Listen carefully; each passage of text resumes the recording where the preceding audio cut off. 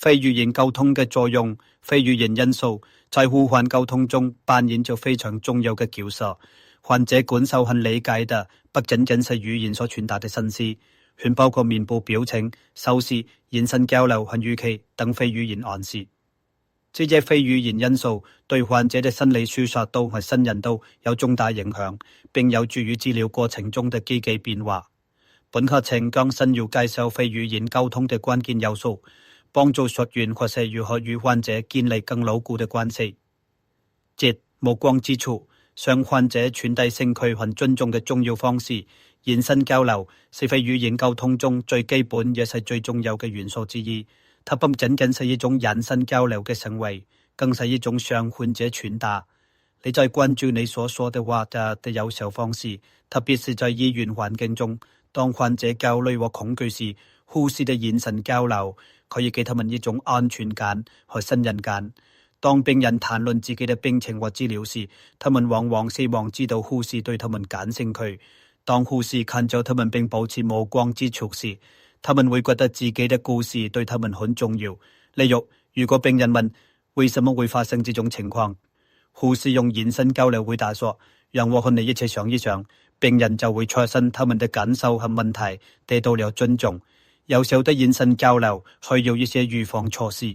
首先，應避免過端或過長的目光接觸。過端的目光接觸會讓患者覺得你不感興趣，而過長的目光接觸就會讓患者不知所措。保持適當時間的自然目光接觸很重要。其次，你可以將目光接觸與稱謂點頭結合起來，向患者表明你是一個積極的傾聽者。第三，如果你在眼神交流時面帶微笑和保持熱情的表情，病人會感覺更舒服。眼神交流在給患者留下良好印象和建立信任方面起着重要作用。研究表明，眼神交流能加強人與人之間的聯繫感，有助於提高對話質量。特別是當患者感到焦慮或恐懼時，護士嘅眼神交流能給他們帶來安全感，有助於減輕他們的心理負擔。眼神交流對於改善與患者的溝通，鼓勵他們喺治療過程中合作也有積極作用。你面部表情，用柔和溫暖的面部表情建立信任。面部表情是非語言溝通的重要元素。護士的面部表情對患者嘅情緒和行為有好大影響。柔和溫暖的面部表情有助於緩解患者的焦慮和緊張情緒。相反，冷漠或面部表情的表情就會讓病人感到疏遠。當病人對自己的病情感到焦慮或恐懼時，他們會從護士的面部表情中學到很多東西。例如，如果護士面帶微笑地看着病人，就會給病人帶嚟希望，使他們相信自己的病情可以得到控制。相反，如果護士面部表情或表情冷漠，病人可能會誤解病情的嚴重性，或者覺得護士對他們所說的話不感興趣。要保持柔和溫暖的面部表情，有幾個原則需要遵循。首先，與病人交談時保持自然的微笑是個好主意。其次，當病人感到焦慮或遇到困難時，要表現出關切的心情，但同時也要表現出尋求解決方案的意願。第三，在傾聽病人的傾訴時，要保持真誠的表情，表示理解他們的感受。柔和溫暖的表情會對病人產生積極的影響。例如，如果病人對自己的病情感到恐懼，而護士微笑就說，別擔心，你會沒事的。面部表情可以傳達比語言更有力嘅信息，因此護士應始終努力與患者保持積極溫暖的面部表情。面部表情喺加強與患者的融洽關係，以及鼓勵患者喺治療過程中作出積極改變方面發揮咗重要作用。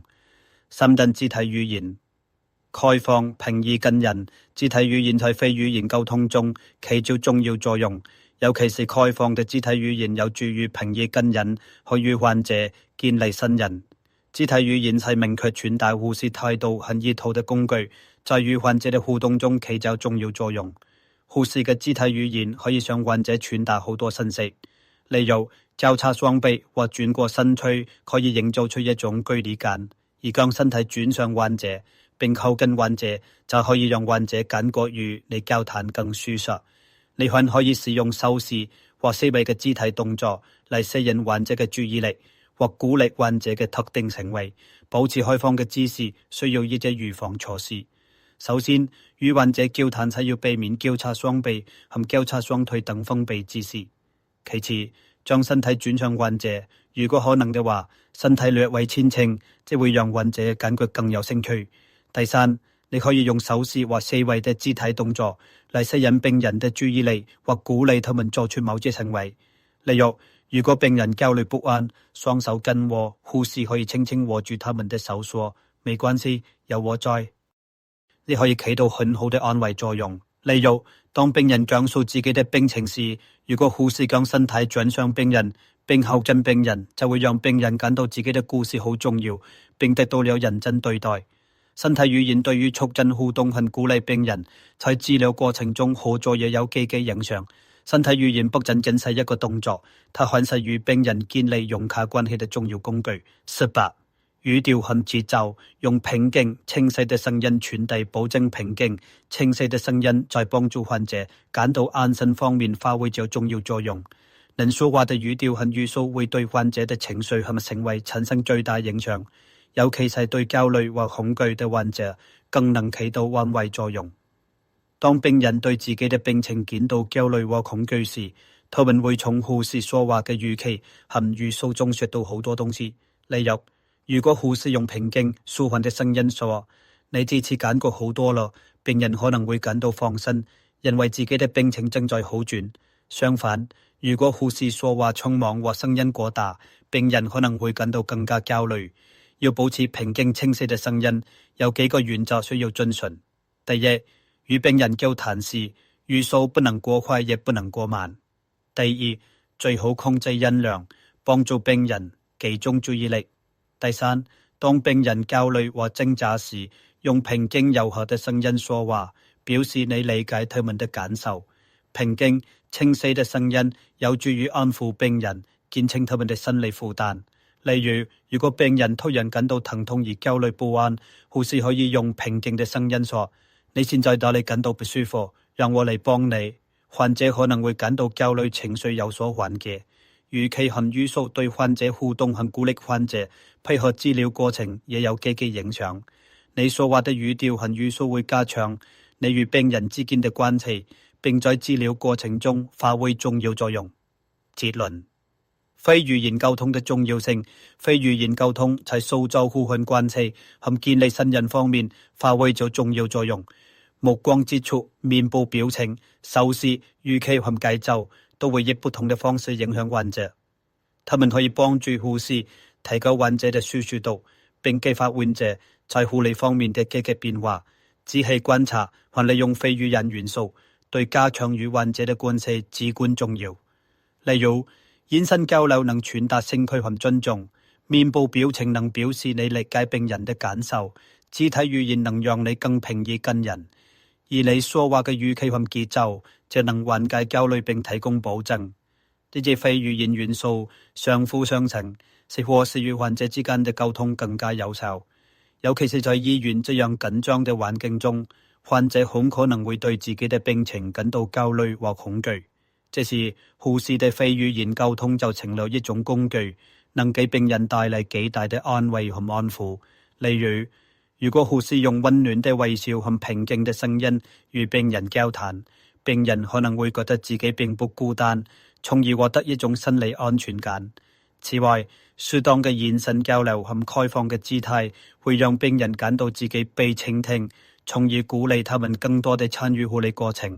非語言交流不僅僅是行為或表情，它在建立和維持關係方面發揮咗重要作用。